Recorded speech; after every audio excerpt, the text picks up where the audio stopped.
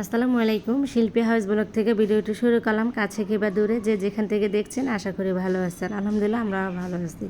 তো এখন এই যে রাত্রে থেকে কিন্তু ভিডিওটা শুরু করলাম। রাত্রেবেলা আমি একটু রান্নাবান্না করে নিতেছি, আর ওই যে আমাদের বিড়ালের জন্য একটু একটা চিকেন আর কি সিদ্ধ করে নিব। তো এখানে আমি ওই যে লাউয়ের ছোকলা আর আলু ভাজি করে নিতেছি অল্প একটু চিংড়ি মাছ দিয়ে, আর পাশের চুলা লাউটা চিংড়ি মাছ দিয়ে রান্না করে নিব। তো আমি রাত্রেই রান্নাটা করে নিতেছি, দুপুরে আজকে আর করি নেই। তো এই যে এখানে পুরা লাউটাই দিয়ে দিলাম, আর ছোট ছোট চিংড়ি মাছ তো বেশি করে দিলাম। এখন চিংড়ি মাছটা দিয়ে একটু রান্না করে নিব। আর এখন কোনো পানি টানি দিব না, পানি তো লাউয়ে এমনিই ওঠে, যে মানে যে পানি উঠবে ওই পানি দিয়ে লাউটা সিদ্ধ হয়ে যাবে, এখন আর পানি দিব না। আর এখানে এই যে একটু বড়া বানাবো, ডালটা নামায় রাখছি। তো যাই হোক, তো রাত্রে ভিডিওটি মানে রাত্রে থেকে আর কি ভিডিওটি শুরু করলাম। এখন হচ্ছে সকাল। তো সকালবেলা মেয়েদেরকে নিয়ে স্কুলে যাচ্ছিলাম। প্রথমে বড় মেয়ের স্কুল, তারপর ছোট মেয়ের স্কুলে যাব। আগে বড় মেয়ের স্কুলে আর কি যাচ্ছিলাম, ওকে নামিয়ে দিয়ে তারপর আবার ছোট মেয়ের স্কুলে যাব। এইভাবেই সকালটা আমার শুরু হয়, স্কুলে দৌড়াদৌড়ি। এখন তো 6:30 মতন বাজে। তো রাস্তায় বেশি একটা গাড়ি টাড়ি দেখা যাচ্ছে না, মানে নীরব একদম। তো এখন আবার এই যে তন্নির স্কুলে ছুটি হয়ে গেছে, আর বড় মেয়েদের এখনও ছুটি হয় না, ওদের আবার মানে পরে হবে। ওদের একটা এখন টিফিন টাইম দিছে, তো ওরা ফুচকা খাচ্ছিল, কেউ ফুচকা খাচ্ছে, কেউ ঝালমুড়ি এরকম। তো আমার মেয়ে আবার বলতেছে আম্মু আমি ফুচকা খাবো, তো ওকে ফুচকা খাওয়াচ্ছিলাম। মানে বাচ্চাদের ছুটি হয়ে গেছে, বড়দের আবার দেরিতে ছুটি হয়। মেয়েকে বলি, আমার মেয়েকে, যে আসলে বাইরের জিনিস খাওয়াটা ঠিক না, কী করার, ছোট মানুষ খাওয়ার জন্য বায়না করে। তো এখন এই তো ফুচকা খেয়ে নিচ্ছে। তো এখন বললাম একটু হাঁটো, আমরা ওই বাজার থেকে কিছু কি কিনা যায় দেখি, কিছু কিনে নিয়ে যাই। তো এখন আমি এই তো বাসায় চলে আসলাম। এখন কিন্তু 9:30 মতন বাজে। 9:30 না, ওর তো ছুটি হয়েছে 9:30। এখন আমাদের 10টার মতন বেজে গেছে, সকাল 10টা। তারপরে এসে আমি রুটিগুলো ভাজতেছি, আমার মেয়ে খাবে, সকালে তো না খেয়ে চলে গেছে। তারপরে মেয়ে স্কুলে আসতে, ওর ছুটি হবে 12টা 12:30। ছোটো মেয়ের একটু আগেই হয়। তা এখন আমি রুটিগুলো ভাজতেছি, এখন মেয়েকে দিব, আমি খাবো। এভাবেই রুটিগুলো সবগুলো আর কি ভাজবো, ভেজে রেখে দিব। আর বড় মেয়ে আস্তে আস্তে তখন আমার রান্নাবান্না হয়ে যাবে, ও তো 12:30টায় আসবে। তো সকালে নাস্তাটা আমি করে নিলাম, আর এখানে করে টোরে আমি আবার রান্নাঘরে কাজগুলো শেষ করে আর কি কাপড়গুলো ভিজিয়ে রাখছিলাম, এগুলো ধুয়ে দিছি। ঘরটাও মোছা হয়ে গেছে, কাপড় চোপড় ধুয়ে ঘরটা মুছে গোসল করে নিলাম।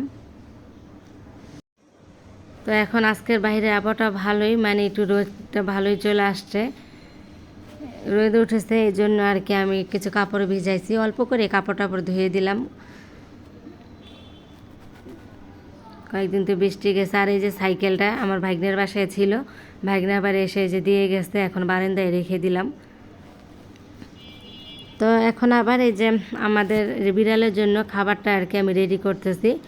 ওদের না অনেক ক্ষুধা লাগছে, আমি আজকে অনেক কাজ করলাম, তখন ওদেরকে খাবার দিতে পারি নাই। সকালে দিয়ে গেছি, সকালে খাবার টাবার খাইছে। তো এখন তো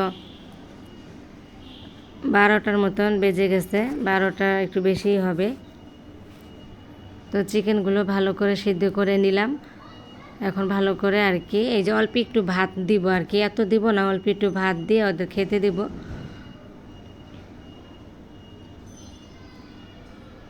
সিদ্ধ করে নিছি ভালো করে। আর এই যে দেখাই, এই যে আমার পায়ের কাছে ঘুরঘুর করতেছে, ওদের না ক্ষুধা লাগলে এরকমই করে, আমার মানে শরীরের সাথে একটু করতেছে, সারা পাশে আর কি ঘুরতেছে, ক্ষুধা লাগছে দেখে। তো এই যে আমি খাবার দিচ্ছি, মাশাআল্লাহ সুন্দর খাচ্ছে, অনেক ক্ষুধা লাগছে ওদের। তারপর আমি বিড়ালদেরকে খাবার দিয়ে আমি আবার আমার রুমে চলে আসলাম। এই যে ওয়ার্ডরোবটা আবার একটু মুছে নিতেছি।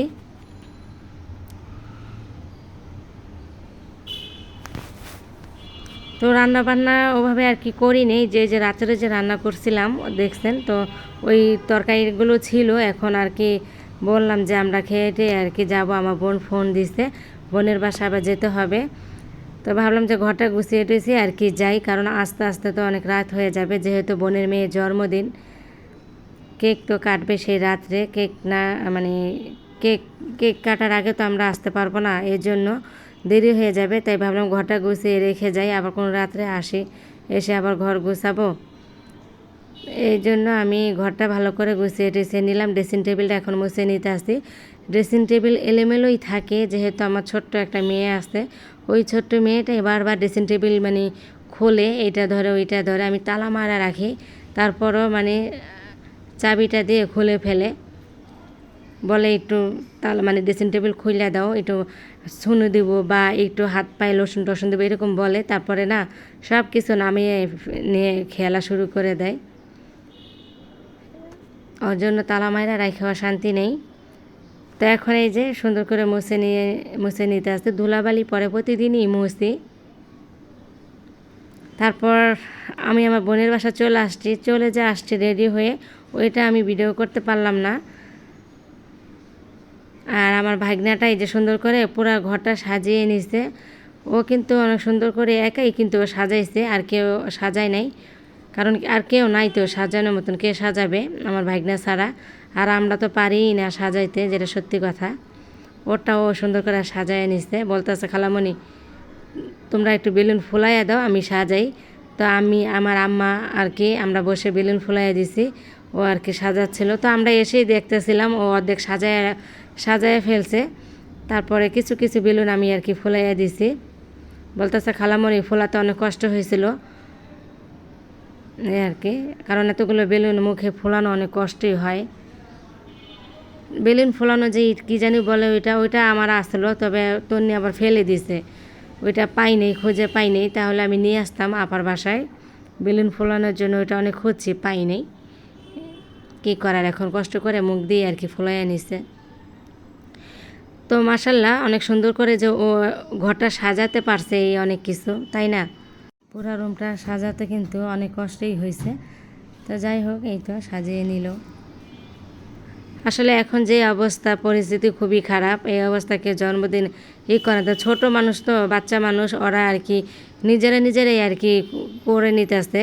আমরা ওরভাবে আর কি বাইরের কেউ বলি নে, বড় করে তো অনুষ্ঠান করতেছে না, বাচ্চারা কান্নাকাটি করে, তো ওদের একটু সান্ত্বনা দেওয়ার জন্য আর কি একটু করতেছে আমার বোন।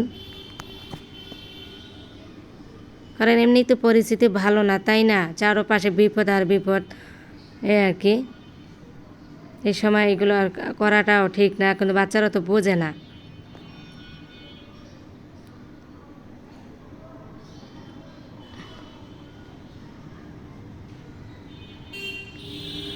আর এখানে যে অল্প করে বিরিয়ানি রান্না করে নিতেছে, এখানে 3 কেজি হবে আর কি বিরিয়ানি রান্না করে নিতেছে। আমার বোনই রান্না করতেছে, আমাকে কোনো কাজকর্ম করতে দিতেছে না, বলতেছে না ওই আরাফাতের সাথে থাকো, দেখো ঘর দুয়ার কীভাবে গুছাইতেছে, এই আর কি। আপা হাতেই রান্না করে নিতেছে বিরিয়ানিটা সুন্দর করে।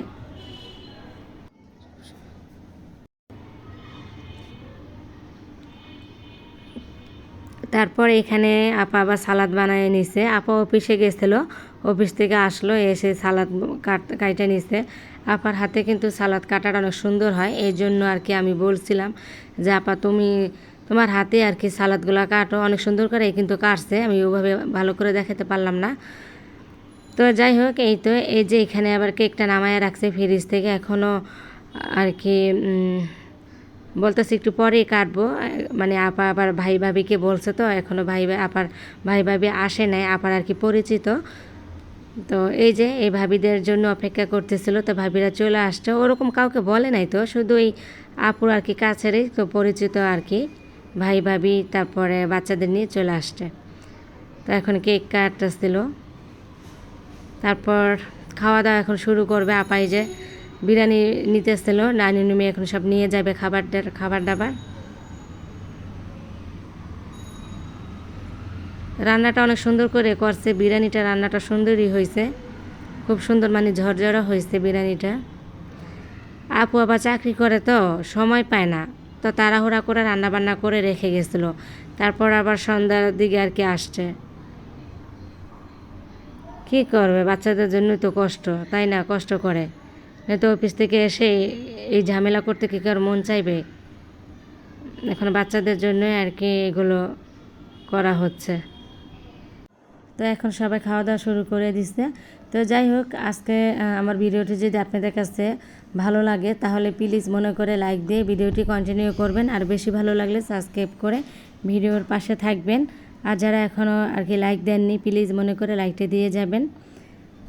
তো এখন আমি আর কি ভিডিও রাখবো। তো সবাই ভালো থাকবেন, সুস্থ থাকবেন, শিল্পী হাউজের ব্লগের পাশে থাকবেন। আজ তাহলে এই পর্যন্তই। আসসালামু আলাইকুম, আল্লাহ হাফিজ।